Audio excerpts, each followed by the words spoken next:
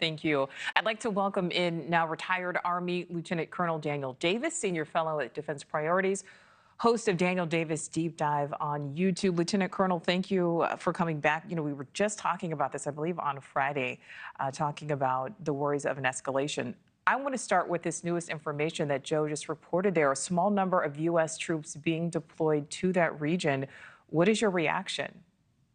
Yeah, I think that should be real troubling, because anytime you're talking about adding American combat power in there, there's going to be the temptation to want to use them or to involve them specifically with Israel in its escalating war here. And listen, this is not going to go well for Israel. And I know the firepower balance is hugely in Israel's favor, as you're seeing these graphic images, and the casualty counts are much, much higher. But we need to understand something, that Hezbollah, while they are the weaker side, they also have some cards to play. And I think that we'll see over time that their best bet right now from their perspective is to probably wait for a ground incursion, because Israel cannot accomplish its goal that it has set out, which is to physically push Hezbollah back from the border so that they can bring their people in, unless you go in on the ground. Missiles won't get it done because they can hide in the southern part there. They have lots of bunkers. They have in lots of hills where they have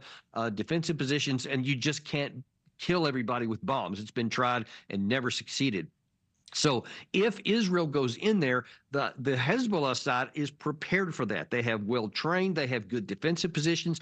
They have lots of booby traps set. They have tank mines, anti-tank missiles, etc. And they have a large volume of modern weapons and missiles that they have so far not used. And that's important, because if Israel gets into a ground incursion and then Hezbollah launches its really good missiles to the depth of Israel, many of which they've gotten from Iran, then all of a sudden you could have a very, very bad situation for Israel, and you just don't have enough force to actually drive Hezbollah back to the Litani River, which former Prime Minister Bennett said was their objective. I want to talk to you more about that. But just how serious of an escalation do you feel this is from Israel? And as Joe just reported there, we know that there's one aircraft carrier in the region.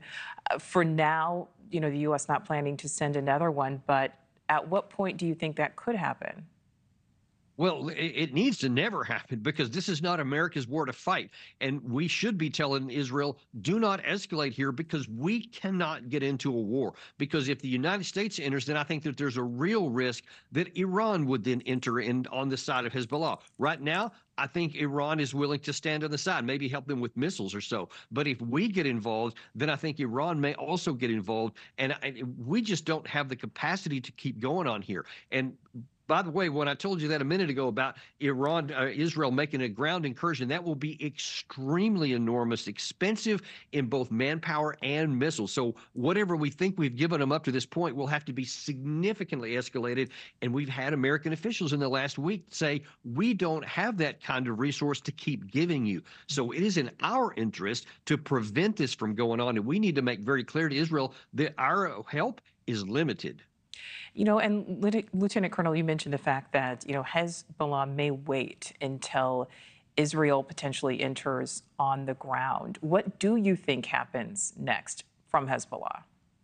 Yeah, because Hezbollah doesn't have the ability, other than like small, like commando type teams, to make hit and runs kind of thing on the Israeli side, because obviously Israel is paying quite a lot of attention to that border now.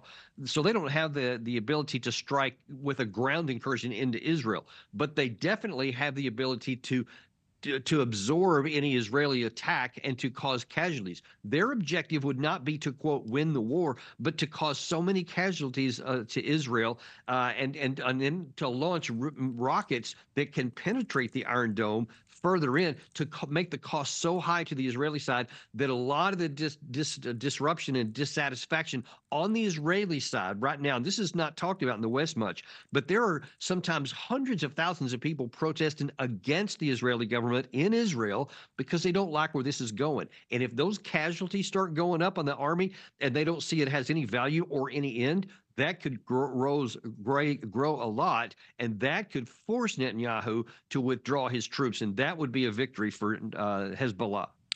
Thanks for watching. Go to joinnn.com to find NewsNation on your screen. And don't forget to click the red subscribe button below to get more of NewsNation's fact-driven, unbiased coverage.